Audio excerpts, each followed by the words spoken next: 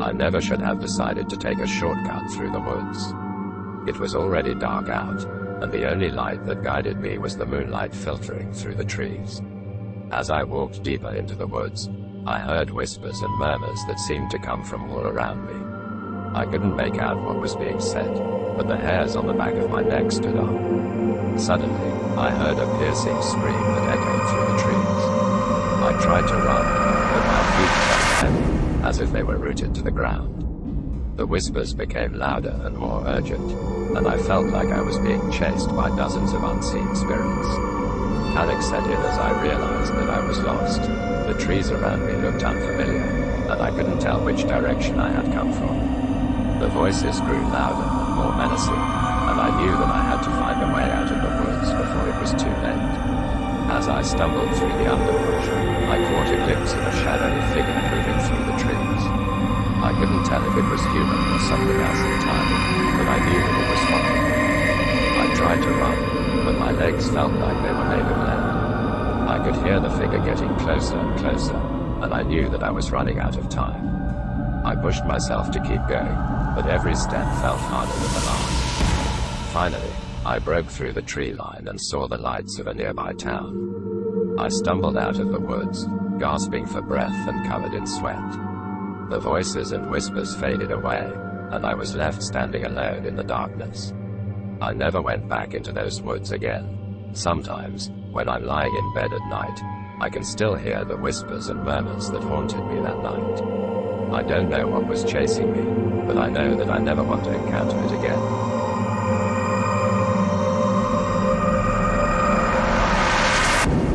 I never believed in ghosts until I stepped inside the abandoned hospital. The air was thick with the scent of mold and decay, and the floors creaked beneath my feet.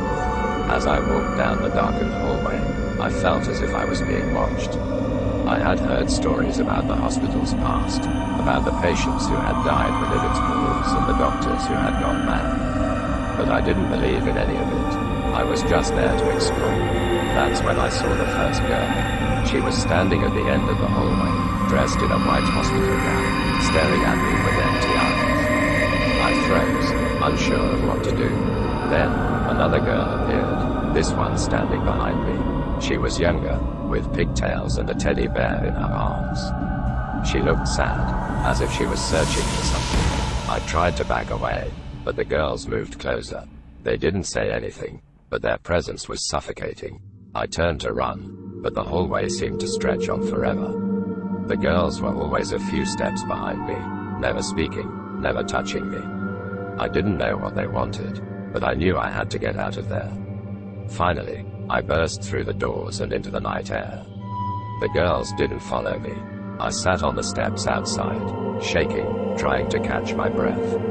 I didn't go back to the hospital for a long time, but eventually, my curiosity got the better of me, and I went back to see if the girls were still there. They were, and this time, they were different. Their eyes were dark, and their smiles twisted. They spoke, but their words were filled with malice. They told me they were trapped in the hospital, unable to leave. They were angry, and they wanted someone to suffer like they had. I tried to reason with them, to tell them that they didn't have to be trapped here forever. But they didn't listen. Instead, they began to chase me, their laughter echoing through the halls. I ran as fast as I could, but they were always one step ahead. It was like they knew the hospital better than I did. I thought I was going to die in there. But then I remembered something I had read about ghosts. They feed off fear. If you don't show them fear, they lose power. So I stopped running. I turned around to face them, and I smiled. "You don't scare me," I said. "You can't hurt me." The girls stopped in their tracks, surprised. They had never encountered someone who wasn't afraid of them. And then, just like that, they were gone. The hospital was quiet again, and I knew I was safe. I never went back to the hospital after that, but I knew that the girls were still there, trapped and angry. And I knew that I had been lucky to escape with my life. I didn't believe in monsters until I saw the demon vampire in the woods. It was like something out of a nightmare, with blood-red eyes and razor-sharp teeth. I had been camping with some friends, but they were all asleep when I saw it. At first, I thought it was just a trick of the light, but then it moved. It was fast, faster than anything I had ever seen. I tried to run, but my feet felt like they were stuck in molasses. The demon vampire was getting closer, and I knew I was in trouble. I could feel its breath on my neck, and I knew I had to do something. I grabbed the only thing I had, a wooden stake, and turned around to face the creature. Its eyes glowed with a fierce intensity, and I knew I was in for the fight of my life. We circled each other, and then it attacked. I swung the stake, but it was too fast. The demon vampire knocked the stake out of my hand and lunged for my throat. I closed my eyes, waiting for the end, but it never came. I opened my eyes to see my friends standing around me, holding the demon vampire back with sticks and rocks. We managed to drive it off, but I knew it would be back. I never went camping again after that night. The memory of the demon vampire still haunts me, and I can never shake the feeling that it's watching me, waiting for its chance to attack again. I was out hiking in the woods one day when I stumbled upon a strange sight. 3 men were sitting around a campfire, their faces twisted and deformed in ways that made me shudder.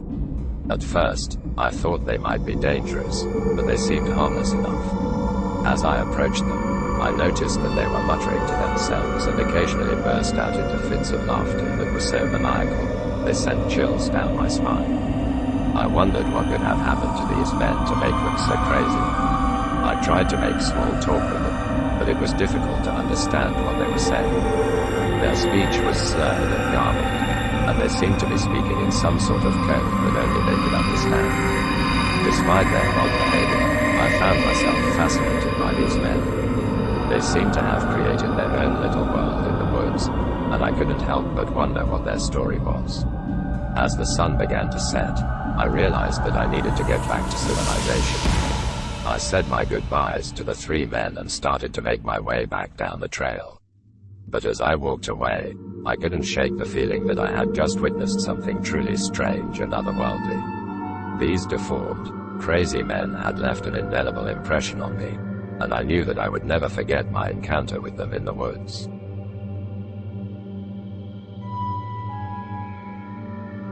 I was hiking in the woods on a beautiful autumn day.